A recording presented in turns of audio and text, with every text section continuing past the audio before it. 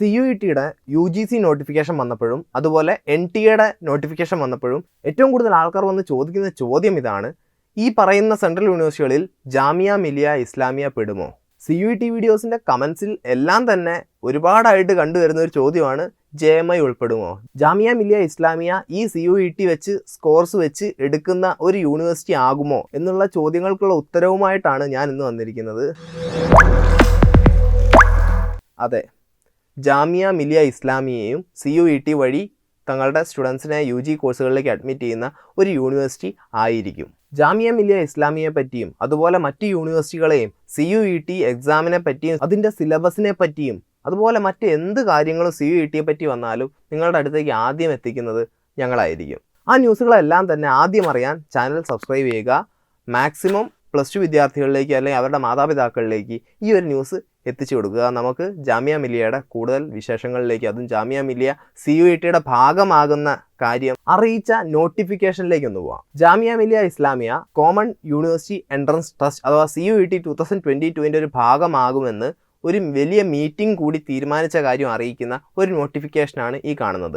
യൂണിവേഴ്സിറ്റിയുടെ top officials എല്ലാം കൂടെ ചേർന്ന മീറ്റിംഗിൽ അണ്ടർ ഗ്രാജുവേറ്റ് കോഴ്സുകളിലേക്ക് CUET സ്കോർ വെച്ചിട്ട് സ്റ്റുഡൻസിനെ എടുക്കാം എന്ന് തീരുമാനിച്ചു എന്ന് പറയുന്ന ഒരു നോട്ടിഫിക്കേഷൻ. ഈ കാര്യങ്ങൾ ഞങ്ങൾ UGCയെയും അതുപോലെ തന്നെ NTAയെയും അറിയിച്ചിട്ടുണ്ട് എന്നും തങ്ങളുടെ യൂണിവേഴ്സിറ്റിയിൽ പഠിക്കാൻ ആഗ്രഹിക്കുന്ന വിദ്യാർത്ഥികൾ ജാമിയ മിലിയ ഇസ്ലാമിയയുടെ 2 സൈറ്റുകൾ നൽകിയിട്ടുണ്ട്. ഈ 2 സൈറ്റുകളും നിരന്തരം ഫോളോ ചെയ്യുക. അതിൽ വരുന്ന ഗൈഡ് ലൈൻസ് അനുസരിച്ച് വേണം നിങ്ങൾ CUETക്ക് അപ്പിയർ ചെയ്യാൻ എന്നും പറയുന്നു. അവസാനം പറയുന്ന കാര്യം, BTechലേക്ക് എടുക്കുന്നത് പൊതുവേ ഉള്ള പോലെ JEE വെച്ചിട്ട്, അതൊരു ഓൾ ഇന്ത്യ എൻട്രൻസ് ആണ്. ഈ ഒരു ഓൾ ഇന്ത്യ എൻട്രൻസ് വെച്ചിട്ടായിരിക്കും BTechലേക്ക് അവരുടെ സ്റ്റുഡൻസിനെ എടുക്കുക.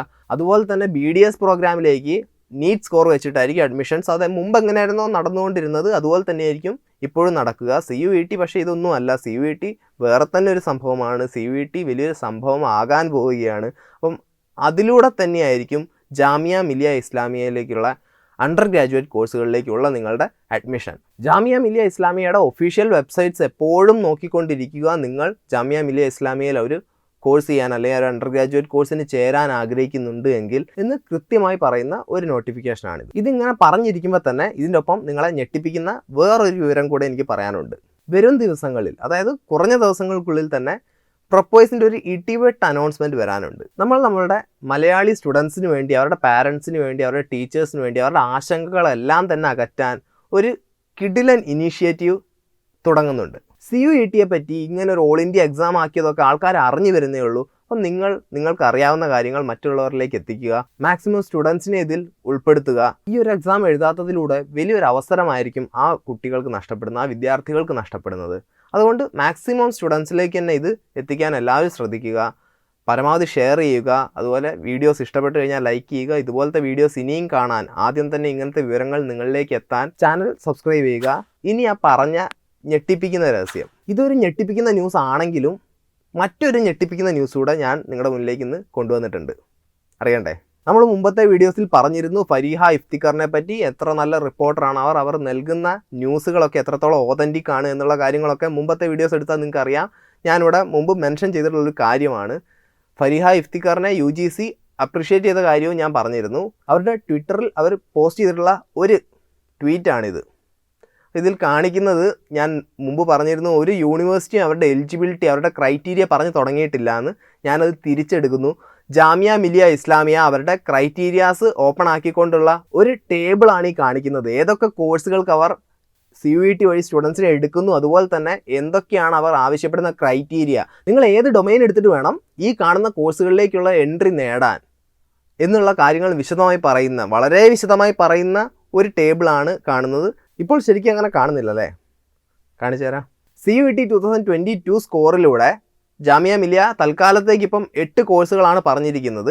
അപ്പോൾ ഈ 8 എന്നുള്ളത് UGCക്ക് അയച്ചിട്ടുണ്ട്. UGC അത് അംഗീകരിച്ചില്ലെങ്കിൽ മൊത്തം കോഴ്സുകളിലേക്കും തന്നെ ജാമിയ മിലിയ തങ്ങളുടെ സ്റ്റുഡൻസിനെ ഈ ഒരു സ്കോർ വെച്ച് എടുക്കേണ്ടി വരും. പക്ഷേ ആസ് ഓഫ് നൗ നമ്മുടെ കയ്യിലുള്ള ഡാറ്റ നമുക്ക് പ്രോസസ്സ് ചെയ്യാം, നമുക്ക് അത് വിശദീകരിക്കാം. 8 കോഴ്സുകൾ എന്ന് പറയുമ്പോൾ നിങ്ങൾക്ക് കാണാം, നിങ്ങളിപ്പോൾ കാണുന്നത് 6 എണ്ണമേ ഉള്ളൂ. 2 എണ്ണം കൂടെ ഉണ്ട്, ഞാൻ പറഞ്ഞു തരാം. ആ 6ൽ ഫസ്റ്റ് വരുന്നത് BA ഹിന്ദിയാണ്. സോ ഹിന്ദിയിൽ ഡൊമൈനായിട്ട് അവർ പറയുന്നത് ഹിന്ദി തന്നെ എടുക്കണം എന്നുള്ളതാണ്. എലിജിബിലിറ്റി ആയിട്ട് അവർ പറയുന്നത് 50% മാർക്കാണ് നിങ്ങളുടെ ബെസ്റ്റ് 5 സബ്ജക്ട്സിൽ. നിങ്ങൾ +2ൽ പഠിച്ച 5 സബ്ജക്ട്സിലെ ഏറ്റവും നല്ല 5 മാർക്കുകൾ എടുക്കുമ്പോൾ നിങ്ങൾക്ക് 50% മാർക്ക് ഉണ്ടാവണം എന്നുള്ളൊരു ബേസിക് എലിജിബിലിറ്റിയാണ് അവർ പറയുന്നത് അവരുടെ യൂണിവേഴ്സിറ്റിയിലേക്ക് ആ ഒരു കോളേജിൽ അഡ്മിഷൻ ലഭിക്കാൻ CUET-യിൽ നല്ലൊരു സ്കോറും അതിന് പുറമെ ഈ ഒരു 50% മാർക്കും എല്ലാം നിങ്ങളെല്ലാവരും തന്നെ ഈ ഒരു സ്കോർ നേടുന്നുള്ള കാര്യം എനിക്ക് ഉറപ്പാണ്. അപ്പം ഈ ഒരു സ്കോർ നേടിക്കഴിഞ്ഞാൽ നിങ്ങൾക്ക് സുഖമായി ജാമിയ മിലിയ ഇസ്ലാമിയയിൽ ഹിന്ദി പഠിക്കാവുന്നതാണ്. പിന്നെ വരുന്നതാണ് BA സാൻസ്കൃത് എന്നുള്ള കോഴ്സ് നിങ്ങൾക്ക് ചെയ്യണം എന്നുണ്ടെങ്കിൽ നിങ്ങൾ അതിൽ ആ ഡൊമൈനിൽ തന്നെ സാൻസ്കൃത് എന്നുള്ള ഡൊമൈൻ ഉണ്ട്, അതിൽ എക്സാം എഴുതുക. +2-ൽ 50% മാർക്ക് വാങ്ങാൻ മാത്രമാണ്. ഏതെങ്കിലും റെക്കഗ്നൈസ്ഡ് ആയിട്ടുള്ള ബോർഡിൽ നിന്നോ യൂണിവേഴ്സിറ്റിയിൽ നിന്നോ 50% മാർക്കോട് കൂടി +2 പാസ്സായ ഏതൊരാൾക്കും സാൻസ്കൃത് കോഴ്സിൽ നിങ്ങൾക്ക് ഒരു അഡ്മിഷൻ ലഭിക്കാൻ സാൻസ്കൃത് എന്ന ഡൊമൈനിൽ ഒരു എക്സാം എഴുതുക, അതിൽ നല്ല സ്കോർ നേടുകയാണ് ചെയ്യേണ്ടത്. പിന്നെ വരുന്നതാണ് BA owners in French and Francophone studies. അപ്പോൾ ഇതിന് നിങ്ങൾ അപ്പിയർ ചെയ്യേണ്ടി വരുന്നത് സെക്ഷൻ 1Bയിലെ ഫ്രഞ്ചിലാണ്. ഇതിൽ അവർ പറയുന്നത് 50% മാർക്ക് തന്നെയാണ് ഏറ്റവും ബേസിക് എലിജിബിലിറ്റി ആയിട്ട് വരുന്നത്. പിന്നെ ആ എക്സാമിൽ ഫ്രഞ്ചിൽ മുൻ പരിചയം ഉണ്ടെങ്കിൽ ഓക്കെ, അത് അവർക്കും അപ്ലൈ ചെയ്യാം. പക്ഷെ 50% സീനിയർ സെക്കൻഡറി സ്കൂളിംഗ്, അതായത് +2-ൽ 50% മാർക്കോട് കൂടി പാസ്സാവണം എന്നുള്ളൊരു കാര്യമേ Jamia Millia Islamia as a university ഒരു ക്രൈറ്റീരിയ വെക്കുന്നുള്ളൂ അവിടെ ഫ്രഞ്ച് പഠിക്കണമെങ്കിൽ. ഇതിലൊക്കെ മാറ്റർ ചെയ്യാൻ ഞാൻ പറഞ്ഞിട്ടുണ്ട് CUET സ്കോർ ആയിരിക്കും. ആ CUET സ്കോർ വെച്ചിട്ടായിരിക്കും നിങ്ങളെ അഡ്മിഷൻ നടക്കുക.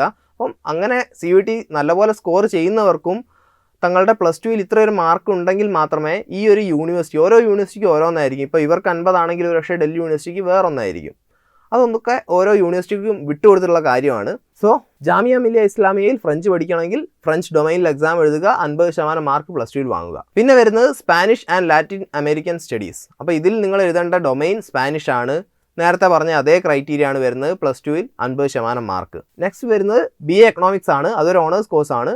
അവർ പറയുന്ന ഡൊമൈൻ എക്കണോമിക്സ് ആണ്. എക്കണോമിക്സ് എന്നുള്ള ഡൊമൈനും അവൈലബിൾ ആണ്. അപ്പം അത് എഴുതുക. അതിൽ അവർ പറയുന്ന കാര്യം 50% മാർക്കാണ്. അഗ്രഗേറ്റ് അല്ലെങ്കിൽ 5 ബെസ്റ്റ് 5 പേപ്പേഴ്സിൽ. +2-ൽ 50%-ലേറെ മാർക്കും CUET എക്കണോമിക്സ് എന്ന ഡൊമൈനിൽ ആ ഒരു ഡൊമൈൻ സ്പെസിഫിക് ടെസ്റ്റിൽ വളരെ നല്ലൊരു സ്കോറും ഉണ്ടെങ്കിൽ നിങ്ങൾക്ക് ജാമിയ മിലിയ ഇസ്ലാമിയയിൽ എക്കണോമിക്സ് പഠിക്കാം. പിന്നെ BA ഓണേഴ്സ് ഹിസ്റ്ററി വരുന്നുണ്ട്. അതിന് ഹിസ്റ്ററി ഡൊമൈനാണ് എഴുതേണ്ടത്. സെയിം ക്രൈറ്റീരിയ ആണ്, 50% കുറയാൻ പാടില്ല. നിങ്ങൾക്ക് 50% കുറയാതെ CUET-ൽ നല്ലൊരു സ്കോറും ഹിസ്റ്ററി ഡൊമൈനിൽ കിട്ടുകയാണെങ്കിൽ നിങ്ങൾക്ക് ജാമിയയിൽ ഹിസ്റ്ററി പഠിക്കാം. സോ അത് 6 എണ്ണമായി. ഈ 6 എണ്ണം അല്ല 2 എണ്ണം കൂടെ ഉണ്ട്. അപ്പം എല്ലാത്തിനും ഇതേ ക്രൈറ്റീരിയ ആണോ എന്ന് ഉള്ള സംശയം ഇത് കാണുമ്പോൾ നിങ്ങൾക്ക് തീർന്നിട്ടുണ്ടാകും. അവിടെ BVOC എന്നുള്ള സോളാർ എനർജി അതാണ് കോഴ്സ് ഓഫർ ചെയ്യുന്നത്. ആ കോഴ്സിന് വേണ്ട ഡൊമൈൻ എന്ന് പറയുന്നത് സോളാർ എനർജി ആയിട്ടാണ് കൊടുത്തിരിക്കുന്നത്. എലിജിബിലിറ്റി ക്രൈറ്റീരിയ എന്ന് വെച്ചാൽ വലിയൊരു ക്രൈറ്റീരിയ ആയിട്ടാണ് വരുന്നത്. സോ അതിന് മുമ്പ് ജസ്റ്റ് ആ BSc ബയോടെക്നോളജി എന്ന് പറയാം നമുക്ക്. ഇപ്പോൾ 7ാമത് വരുന്ന BSc ബയോടെക്നോളജിയുടെ ഡൊമൈനായിട്ട് ബയോടെക്നോളജിയാണ് അവർ കൊടുത്തിരിക്കുന്നത്. ശരിക്കും ബയോളജിയുടെ കീഴിലാണ് വരിക. ഇവിടെ ക്രൈറ്റീരിയ ശ്രദ്ധിച്ചാൽ നിങ്ങൾക്ക് അറിയാം, എലിജിബിലിറ്റിക്ക് അവർ പറയുന്നത് 50%-ലേറെ മാർക്ക് വേണം. പക്ഷേ നിങ്ങൾ ഫിസിക്സും കെമിസ്ട്രിയും അതുപോലെ തന്നെ ബയോളജി അല്ലെ മാത്സ് പഠിച്ചിട്ടുണ്ടാവണം. അപ്പം സോഷ്യൽ സയൻസിൻ്റെ അതുപോലെ മറ്റ് സബ്ജക്ട്സിൻ്റെ ഒക്കെ ക്രൈറ്റീരിയയിൽ നിന്ന് എലിജിബിലിറ്റിയിൽ നിന്ന് മാറ്റം വന്നിട്ടുണ്ട്. ഇതിൽ ഫിസിക്സും കെമിസ്ട്രിയും ബയോളജി അല്ലെ മാത്സ് പഠിച്ച ഒരു വിദ്യാർത്ഥിക്കാണ് ഈ ബയോടെക്നോളജി എന്നുള്ളൊരു ഡൊമൈനിൽ എക്സാമിന് അപ്പിയർ ചെയ്യാനും അതുപോലെ അഡ്മിഷൻ എടുക്കാനും സാധിക്കുക. ഇനി BVOC സോളാർ എനർജിയിലേക്ക് വരുമ്പോൾ എലിജിബിലിറ്റി കാണാൻ നിങ്ങൾക്ക് ഇപ്പോൾ ബുദ്ധിമുട്ടുണ്ടാവും. അതുകൊണ്ട് ഞാനൊന്ന് മാറിക്കാം. ഇപ്പം നിങ്ങൾക്ക് കാണാൻ എലിജിബിലിറ്റി എന്താണെന്നുള്ളത്. കാറ്റഗറി 1, 2, 3 ഉണ്ട്. അപ്പോൾ കാറ്റഗറി 1 പറയുന്നത് students who have already acquired NSQF certification level 4. അപ്പോൾ ഈ ഒരു NSQF സർട്ടിഫിക്കേഷൻ ലെവൽ 4 ലഭിച്ചിട്ടുണ്ട്. ഏതിൽ? Industry sector belonging to solar energy. So industry സെക്ടറിലെ NSQF സർട്ടിഫിക്കേഷൻ ലെവൽ 4-ന് മേലെ ലഭിച്ചവർക്ക് ഈ ഒരു എക്സാമിന് അപ്പിയർ ചെയ്യാവുന്നതാണ്. കാറ്റഗറി 2 വരുന്നത് students who have acquired NSQF certification level 4 but may like to change the sector. അപ്പോൾ സെക്ടർ മാറാൻ ആഗ്രഹമുള്ള ഇതേ ലെവൽ സർട്ടിഫിക്കേഷൻ ലഭിച്ച വിദ്യാർത്ഥികൾക്ക് ഇത് എഴുതാവുന്നതാണ്. കാറ്റഗറി 3 ആണ് പറയുന്നത് +2 പാസ്സായിട്ടുള്ള 50%-ലേറെ മാർക്കുള്ള വിദ്യാർത്ഥികൾക്കും ഈ ഒരു എക്സാം എഴുതാവുന്നതാണ്. +2 50% മാർക്ക് വാങ്ങണം. ഏതിൽ? ഫിസിക്സും മാത്സും പഠിച്ചിട്ട്.